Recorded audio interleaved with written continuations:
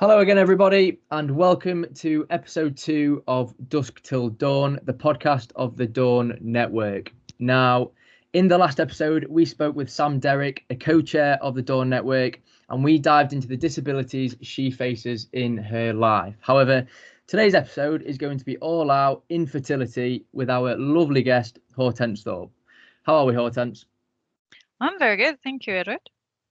Very good. So thank you very much for coming on to the podcast today. First of all, really appreciate your time. But I think to begin with, it might be worth explaining a little bit about what you do at Centrica. So what your role is and how you got there in the first place.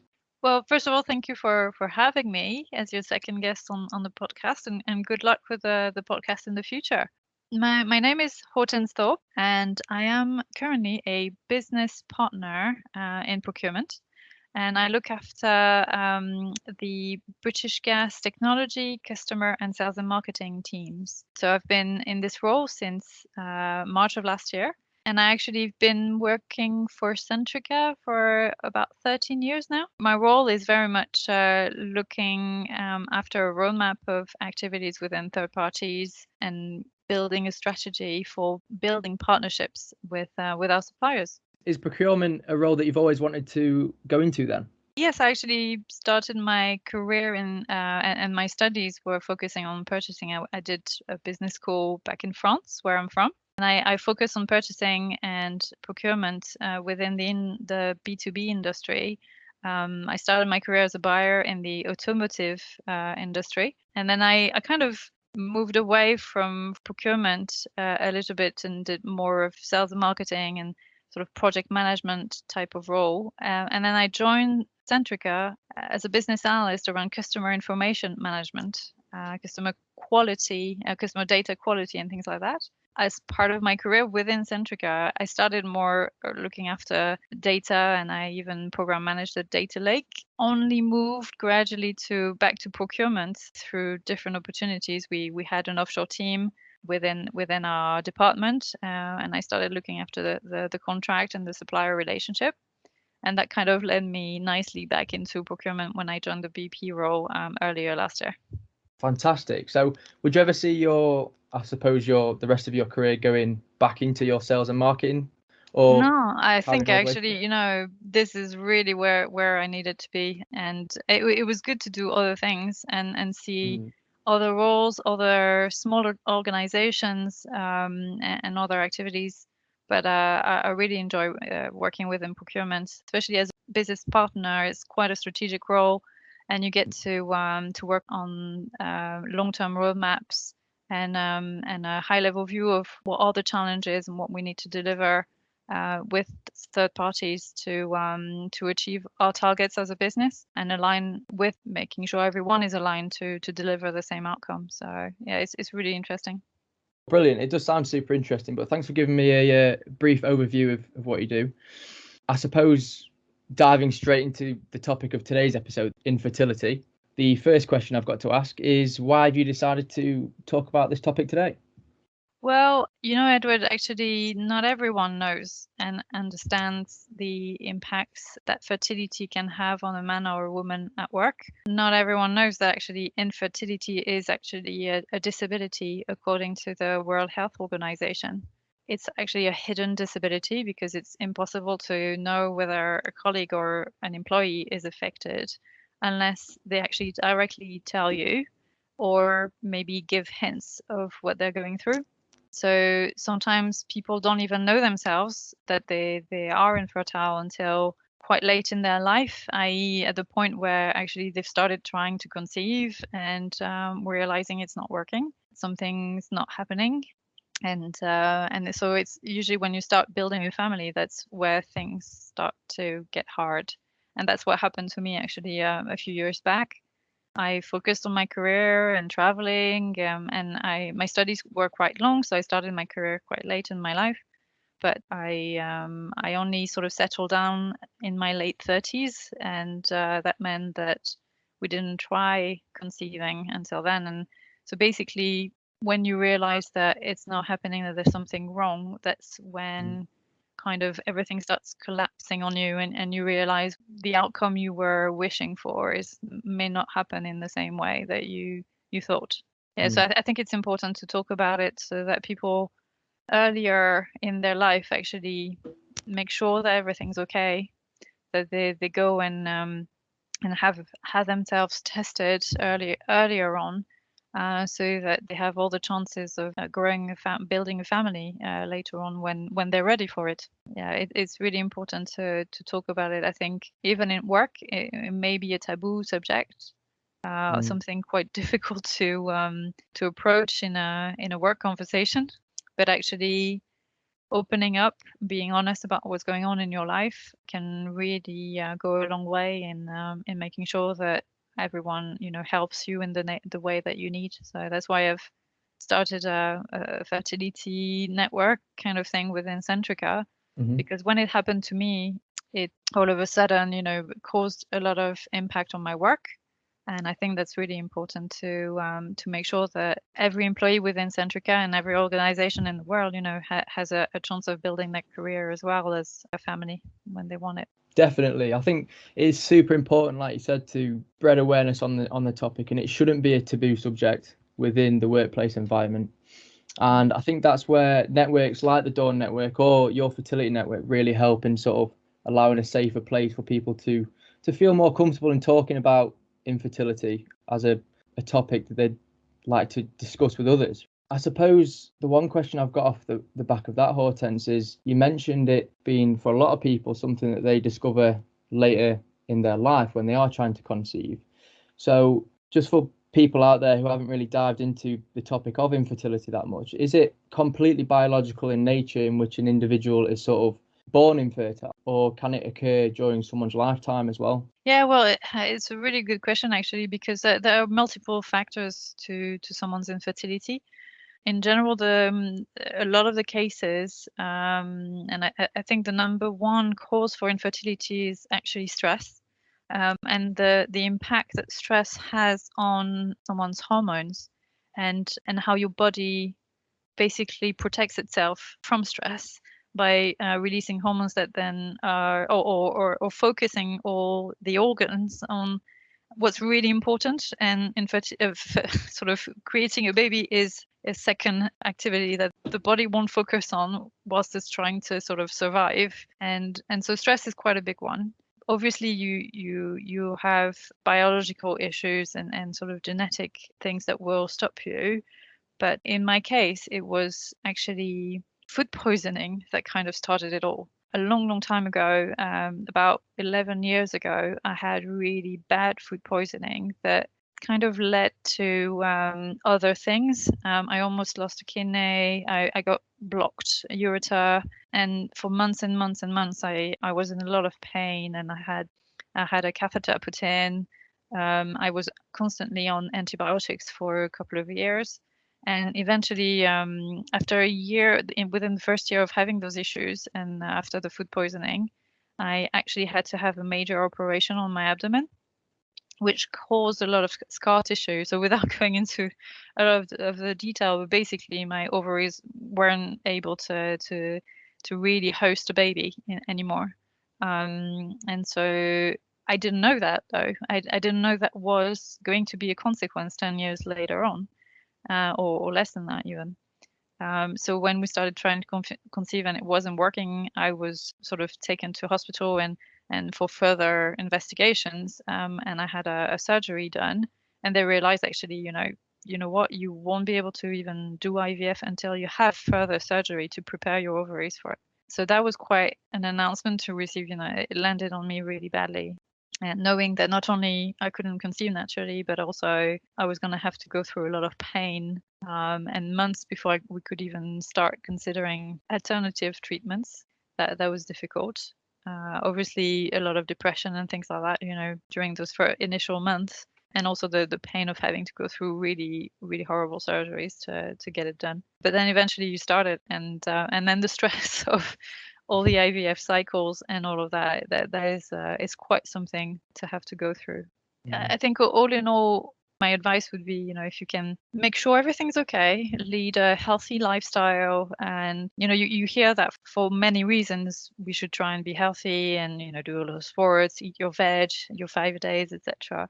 And you take it, sometimes seriously, sometimes not so much. And I think it's quite important with regards to fertility. It's quite important if you really want to make sure that later on in your life you'll be able to conceive a healthy baby, then make sure that everything's okay and that you're actually not impacting and not putting pollutants in your body. Quite key as well, what you picked up on is that it can quite simply happen to anyone. Yeah. In the blink of an eye. You said obviously food poisoning was your situation, and it led to a lot of things that happened in your life. So the tips that you've offered there are essential for people listening in who perhaps have found out similar news that they can't be able to conceive naturally. So living a healthy lifestyle, making sure things are all okay, and just finding something to cope. So thanks for offering that advice. I suppose diving into more on infertility in itself, yet again, for people listening who haven't delved into the topic so much, is there different types of infertility, maybe primary or secondary that you're aware of? Yes, and then you also have unexplained infertility to add to it. Okay. And that's the most frustrating one, actually, because primary infertility is usually when you actually know the cause for it. And either you don't produce eggs, or you don't have your sperm isn't really strong enough or fast enough, or you don't produce enough of it. Equally, men and women can be affected by infertility, by the way, and that not many people know that actually male infertility is the reason for almost half of the cases of couples not being able to conceive naturally. So it's quite an important topic for men as well to consider. And unexplained infertility, sometimes people just say, oh, you're too stressed, take it easy. Don't worry about it and it'll come. And that's actually the most stressful one, because in any case, people will be trying to do everything they can, and actually saying that, oh, take it easy, don't stress too much, actually makes it harder. So yeah, there are different kinds, but there are so many solutions to it. Positive aspect is that technology and medicine and everything has really advanced so fast since the first IVF baby in the 80s, that a lot of things can be done, and sometimes not too advanced for you to be able to have a child with your own egg or sperm. And then really, if that still doesn't work, there's other options, surrogacy and adoption and things like that, and egg donation. There's quite a lot of options, and that in a way it makes it hard for people to navigate through the different options that they have. And that was also quite complex for me to dive into. What is the right solution for you based on what you want, really? Yeah, again, as you mentioned, it is very difficult for people to navigate the many different types of solutions depending on the different sorts of scenarios that other people are going through. So the main solution one of the main solutions that you mentioned was IVF.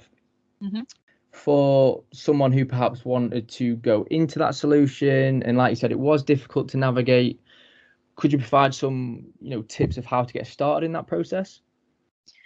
Yeah, well, there's many support groups out there, and many information you can find on the internet. Dr. Google can give you a lot of info, but I think that's quite daunting when you probably want something that's very specific to your scenario, your own sort of issue, or your specific background.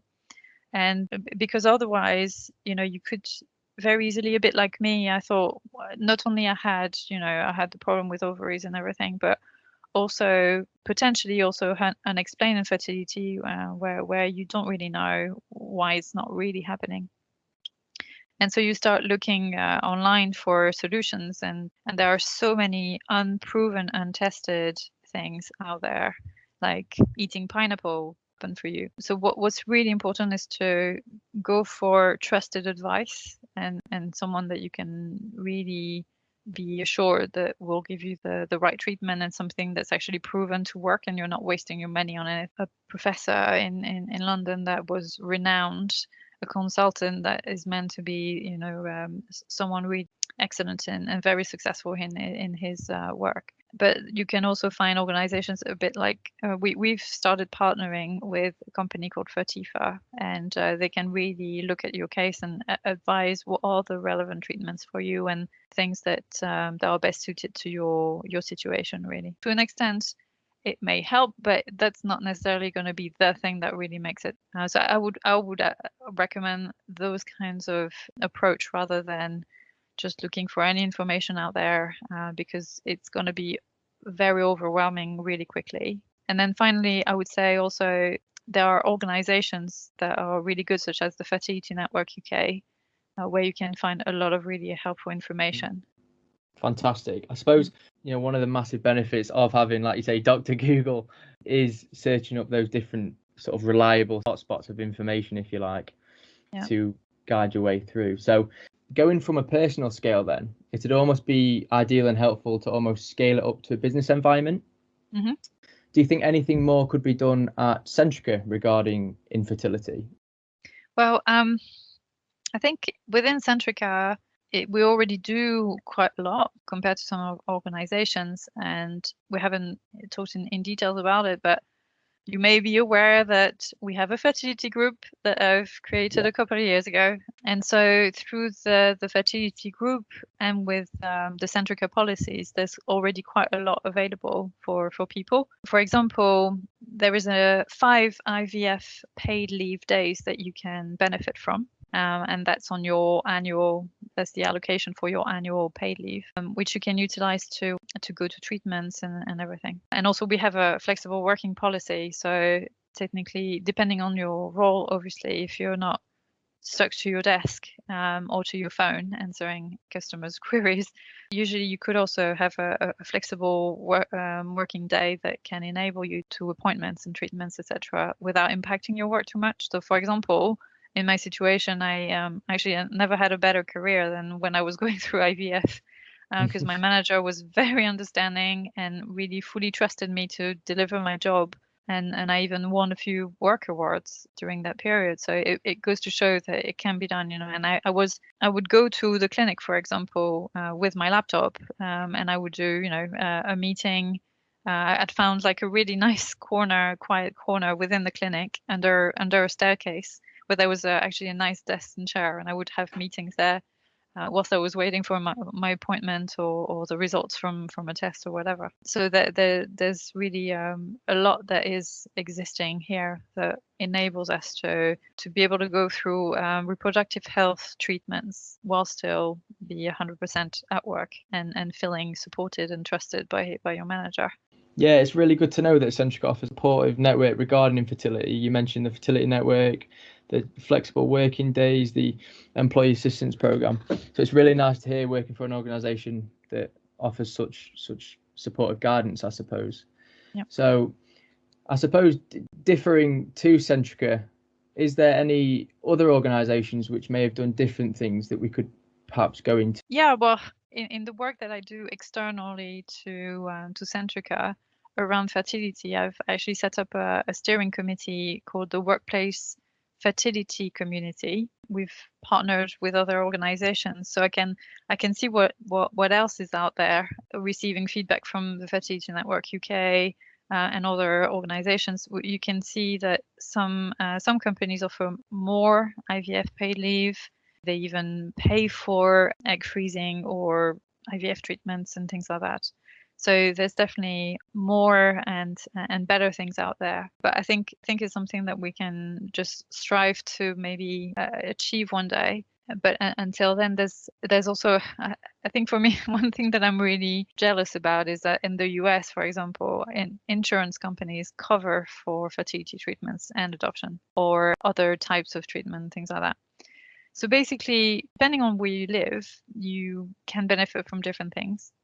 And even the laws also are different. For example, I didn't know that for egg donation in Ireland, you can really choose who and someone to be your egg donor, but not in Spain, which was a shame for me. I considered this option with my niece living in Barcelona. I thought, oh, they have great IVF clinics there. I can maybe ask her to be an egg donor.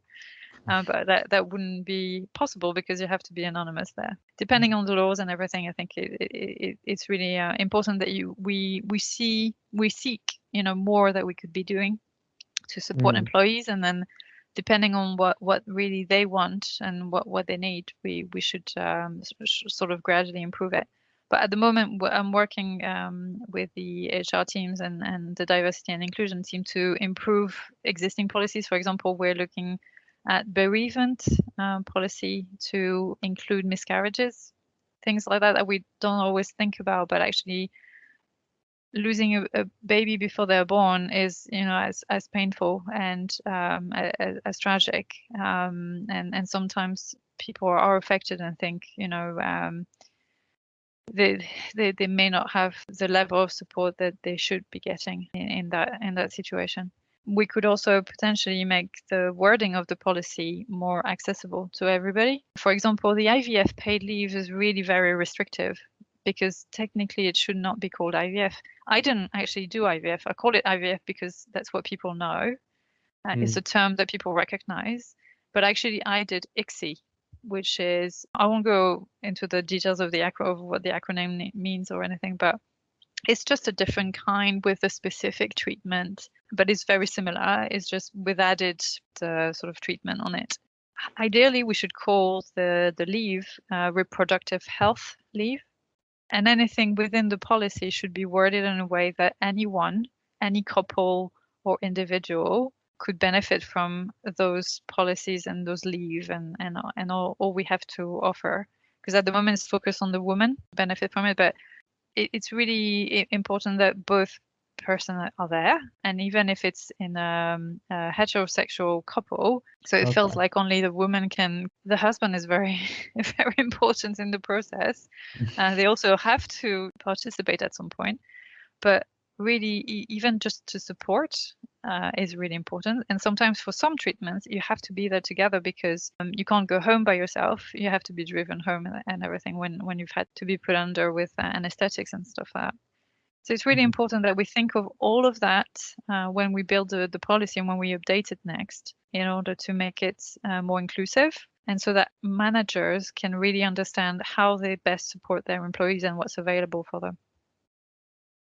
Yeah, it's super interesting actually hearing you go from a business view to a macroeconomic point of view and how these policies differ from word to word, but from country to country as well. You mentioned sort of, you can choose the egg donor in Ireland, but not in Spain.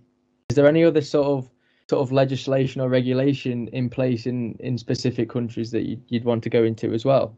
One that I was shocked actually about was that in France, you can't do IVF treatment unless you're a couple.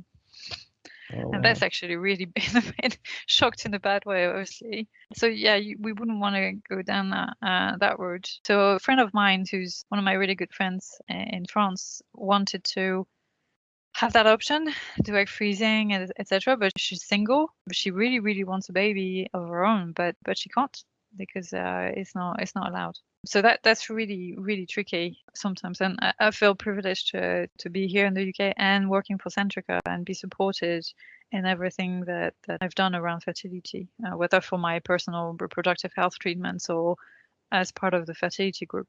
It's shocking to hear, actually. It's crazy to even think about, I suppose. But thank you very much for going into that, different sort of macroeconomic views and business views of infertility. But lastly, before we go, is there, I think you briefly mentioned, to be fair, when you mentioned going on Google and having a look at reliable websites, but just to sort of say it one more time, is there any place where people could grab more information on infertility, any websites, maybe even another podcast? I know you mentioned you've been on one previously. Yeah, absolutely. So, well, first of all, if you work for Centrica and you don't know about the fertility group yet, then I would recommend go and check us out. You can find us on the internet. Just search fertility and you'll find all the articles that we've published previously, and there'll always be a link to our Microsoft Teams group on there. You can join us and then help navigate what's already available for you. And in the fertility group materials, we've got a toolkit for employees and we've got a toolkit for managers so that they know what's available and how they can best support each other. Externally to what we offer here at Centrica, I would say The Fertility Network UK, for information and support, is trusted and reliable in the UK. There are equivalent organizations as well. Just look within the fertility group materials. There's a specific toolkit for the US as well. Podcast-wise, I actually know an amazing lady, Natalie Silverman, who created the Fertility podcast. And those are really, really interesting and sometimes focus on specific topics or just really, really nice little podcast to listen to regularly. And I also quite liked when I first struggled with infertility, it was quite cheerful and really enjoyed it, although it's very American focused. So all the policies and all the things they refer to are very US based. But Matt and Dory's excellent adventure, and it's egg, EGG. It's actually quite a cool podcast of a husband and wife going through some infertility issues and their IVF cycles, etc. One thing I would say as well is watch out for something new in Centrica that we're going to be offering. We're currently onboarding Fertifa as a supplier, and we will be doing a lot more sort of education webinars and communications with them. But what's really interesting is we're offering free home test kits for men and women within Centrica, within the UK specifically. At the moment, that's the region they cover. That could get you started on your journey to find out a bit more about your own fertility, whether that's an option for you later on. So I would recommend you join our group and then find out about that we will be launching this in February, hopefully, if all goes well. Fantastic. So please do check out all of those sources if you want to find out more, and keep your eyes peeled for that new and sounds very interesting, I've got to say, fertility initiative mentioned. But thank you very much for answering all the questions I've got for you, Hortense. I'm pretty sure that's all I've got. I understand it can be a very personal topic to talk about, but hopefully this podcast can filter through Centrica. It's a great way of spreading awareness. So once again, thank you very much for coming on, Hortense. You're welcome. Thank you so much.